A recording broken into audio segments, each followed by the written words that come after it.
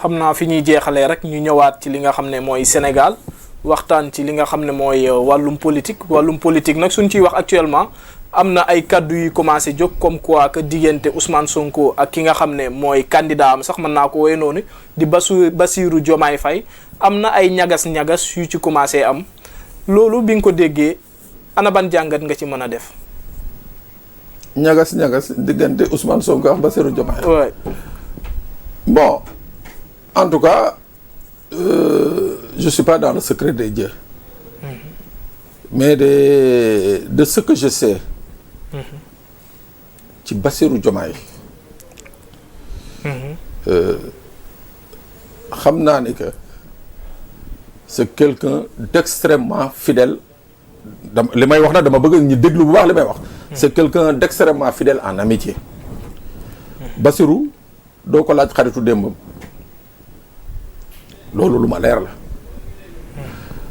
Bassirou xam naa ni que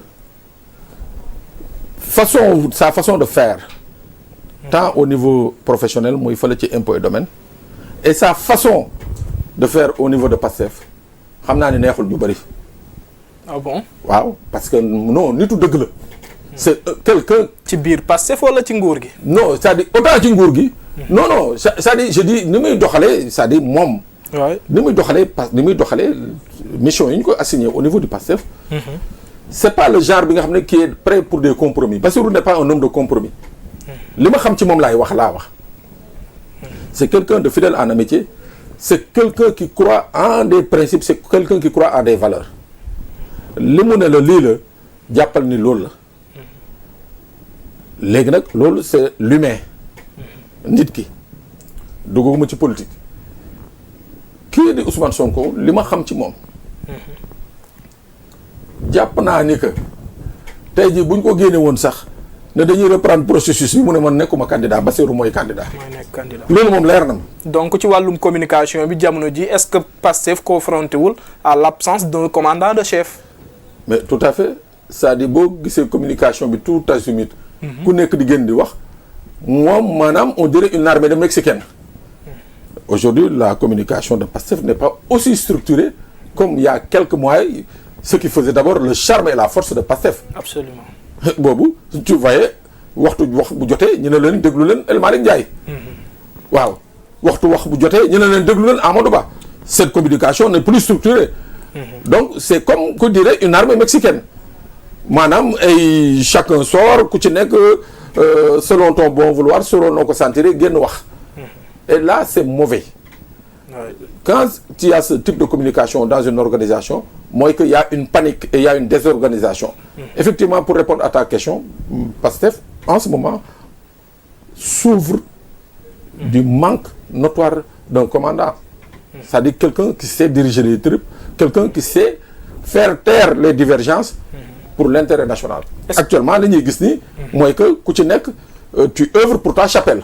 ku ci nekk tu prêches pour ta chapelle.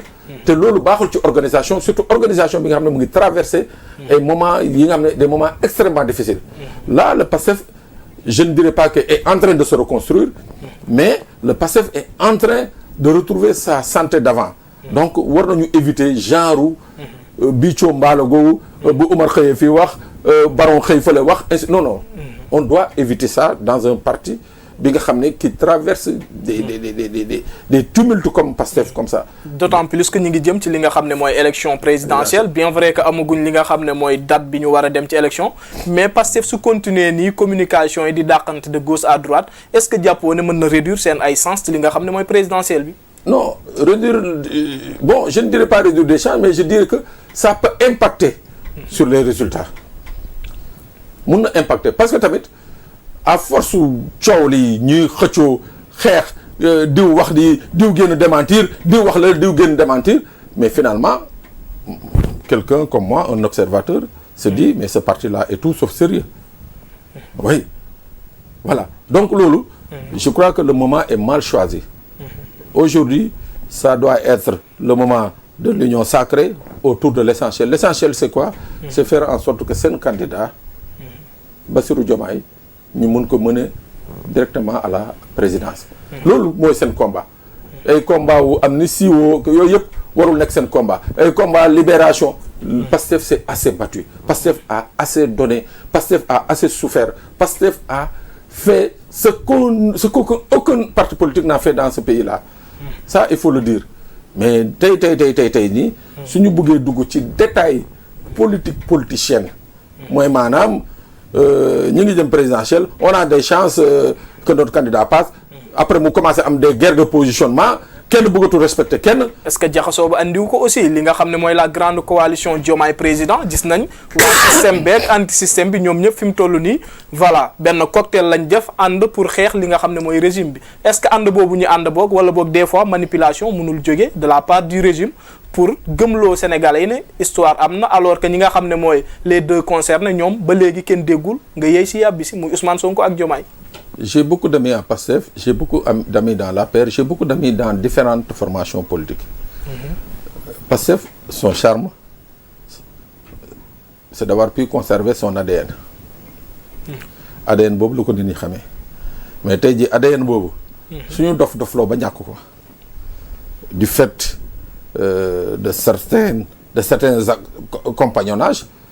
gis nañ li leen fi dal dans Yewwi Askan. Yewwi Askan Wi surtout. waaw gis nañ li leen fi dal.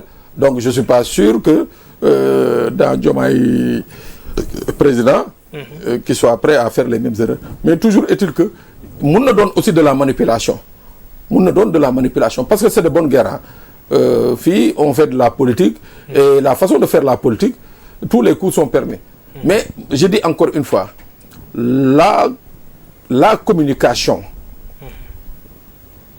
à outrage actuellement bi ñuy gis au niveau de Pastef ça ne rassure pas ça donne l'impression de gens qui ne sont pas sérieux ça donne l'impression de gens qui ne sont plus sûrs d'eux donc je dis que aujourd'hui ñi nga xam ne ñoo gérer la communication ku mel ni El Malick Ndiaye war nañu recentrer un peu les choses c'est-à-dire que il faut que ñi war a wax ñi war a wax waaw ñi war a wax justement voilà le mot ñi war a wax parce que c'est ça la discipline de parti ñi war a wax mais quand ça sort de pour partout quand ça fuse de partout. ak réseaux sociaux yi actuellement fu nekk la information di jóge après vraiment finalement ça devient Pastef devient l'ennemi de Pastef. Ouais. Pastef devient l'ennemi de Pastef xam naa côté boobu sax la ñuy jeexalee mais avant ñuy jeexal rek ñu wax ci lenn muy